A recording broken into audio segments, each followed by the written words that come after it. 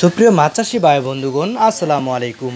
তো বরাবরের মতো আপনাদের সামনে একটা ভিডিও নিয়ে হাজির হলাম নতুন বছরের অরিজিনাল থাই জাতীয় পাঙ্গাস মাছের পোনা। তো আপনারা স্ক্রিনে লক্ষ্য করতেছেন 1 কেজিতে 1200 পিস এই সাইজের পোনাগুলো আমরা বাংলাদেশের যে কোনো জায়গায় অর্ডারের মাধ্যমে হোম ডেলিভারি দিয়ে থাকি। ও তাছাড়া আমাদের এখানে রয়েছে বিভিন্ন ধরনের মাছের পোনা, যেমন ভিয়েতনামি শোল মাছের পোনা, ভিয়েতনামি কই মাছের পোনা, দেশি শিং, দেশি মাগুর, আইর, বোয়াল, চিতল, ব্ল্যাক কাপ, সোনালি রুই ও তাছাড়া বিভিন্ন ধরনের মাছের পোনা সুলভ মূল্যে বিক্রয় ও সরবরাহ করা হয়। যদি আপনাদের মাছের প্রয়োজন হয় আমাদের স্ক্রিনে দেওয়া নাম্বারটিতে অবশ্যই কল করবেন ও মাছ চাষ সম্পর্কে সকল তথ্য ও পরামর্শ জানতে আমাদের সাথেই থাকবেন।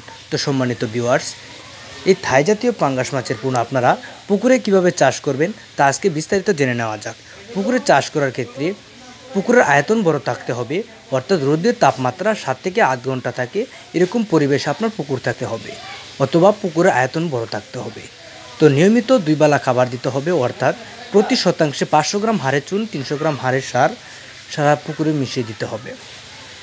তো এই মাছগুলো আপনারা মিশ্র চাষের ক্ষেত্রে প্রতি শতাংশে 1000 পিস, অথবা একক চাষের ক্ষেত্রে প্রতি শতাংশে 400 থেকে 500 পিস, অর্থাৎ কালচারিংয়ের ক্ষেত্রে আপনি একক চাষের ক্ষেত্রে 300 থেকে 350 পিস।